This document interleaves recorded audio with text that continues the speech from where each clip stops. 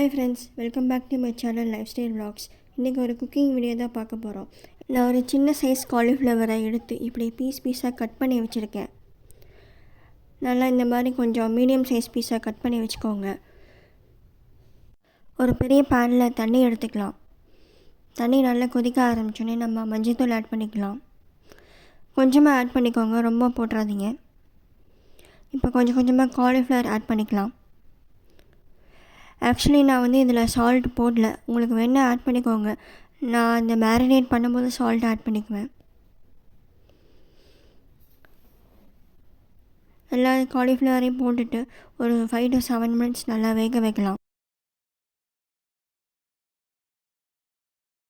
Maximum 5 to 7 minutes தான் வேக வைக்கணும். அதுக்கு மேலே வேக வச்சிடாதீங்க. ஏன்னா ரொம்ப காலிஃப்ளவர் வெந்துடுச்சுன்னா நமக்கு பிசையறதுக்கு கரெக்டான கன்சிஸ்டன்சி கிடைக்காது. மேரினேட் பண்ணுறதுக்கு ஃபர்ஸ்ட்டு நான் 1.5 ஸ்பூன் மைதா மாவு ஆட் பண்ணிக்கிறேன். இப்போ கார்ன்ஃப்ளவர் 1 ஸ்பூன் ஆட் பண்ணிக்கிறேன். சால்ட்டு தேவையான அளவு ஆட் பண்ணிக்கிறேன்.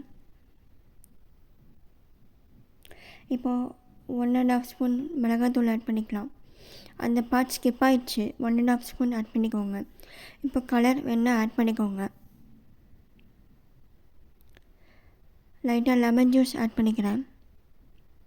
இப்போது தண்ணி தேவையான அளவு ஆட் பண்ணி மிக்ஸ் பண்ணிக்கலாம்.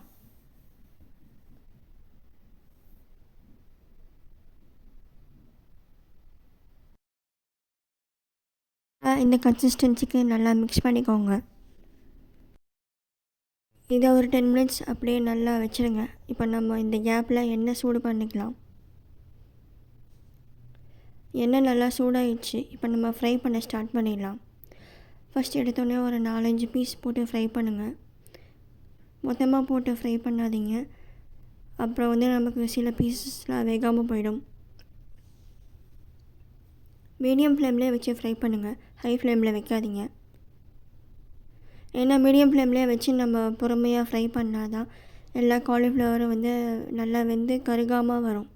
நல்லா பபிள்ஸ் அடங்குற வரைக்கும் நல்லா வேகணும். இப்போ திருப்பி போட்டுக்கலாம்.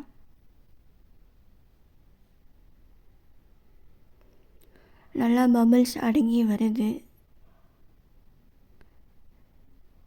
ஃபுல்லாக பபிள்ஸ் நல்லா அடங்கினோடனே நம்ம எடுத்துக்கலாம் வெளியே. அப்போ தான் நல்லா வெந்திருக்கும்.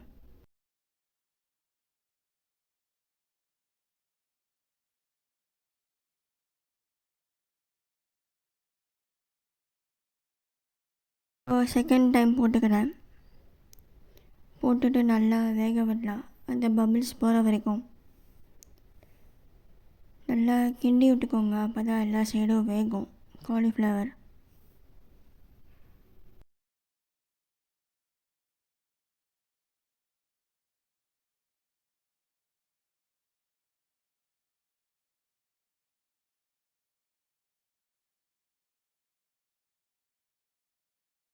இந்த ரெசிபி உங்களுக்கு பிடிச்சிருந்தால் லைக் பண்ணுங்கள், ஷேர் பண்ணுங்கள், சப்ஸ்கிரைப் பண்ணுங்கள். தேங்க்யூ ஃபார் வாட்சிங்.